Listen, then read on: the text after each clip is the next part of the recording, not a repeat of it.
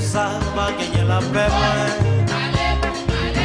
Marina pour pas gagner conscience. Le sang va gagner la paix, Aïe, maman.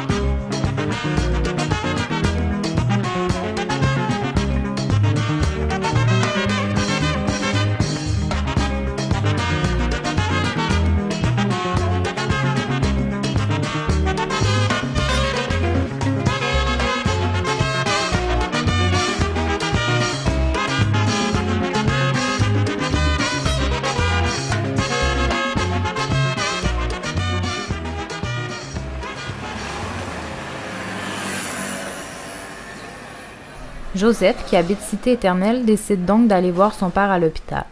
Le chemin le plus direct pour parcourir le kilomètre qui les sépare implique d'emprunter la route nationale 2, également appelée la route du Sud, puisqu'elle s'étend de la capitale jusqu'au sud-ouest d'Haïti, à l'Écaille. La route nationale 2 s'inscrit dans un réseau routier à l'échelle nationale qui permet de relier entre elles les grandes villes du pays. Comme nous l'avons vu, le territoire à l'étude pour l'appel de proposition touche donc une brève partie de la route nationale 2 entre Martissan et Port-au-Prince. En périphérie de la capitale, l'espace public de part et d'autre de la route nationale 2 est délimité de manière plutôt claire entre l'espace résidentiel, commercial et de circulation. Ces différentes fonctions cohabitent en proximité les unes des autres sans toutefois se superposer. Par contre, cette délimitation de l'espace est plus subtile lorsqu'on s'approche du centre-ville de Port-au-Prince. Une superposition de fonctions crée alors un espace urbain mixte, caractérisé autant par les infrastructures routières que par l'espace public. La voix des marchands se mêle alors au klaxon des tap-tap, les voitures ralentissent, s'y arrêtent même, comme si la route nationale devenait à cet endroit une route locale, bordée de part et d'autre par le marché du quartier.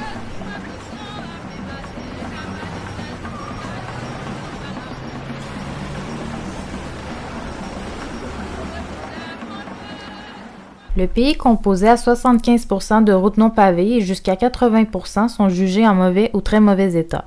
Il y circule officiellement 31 000 motos, 77 000 voitures et 84 000 véhicules de type VTT.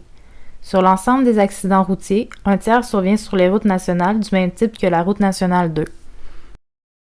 Afin d'améliorer la sécurité et l'état des routes, de nombreux projets gouvernementaux et internationaux ont été mis sur pied au cours des dernières années.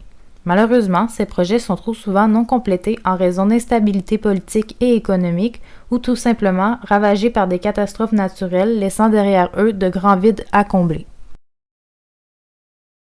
En somme, il faut donc savoir s'armer de patience lorsqu'on emprunte la route nationale 2 dans l'idée de se déplacer rapidement. Heureusement, notre ami Joseph connaît mieux que quiconque le quartier et ses raccourcis qui le mèneront à bon port pour rendre visite à son père.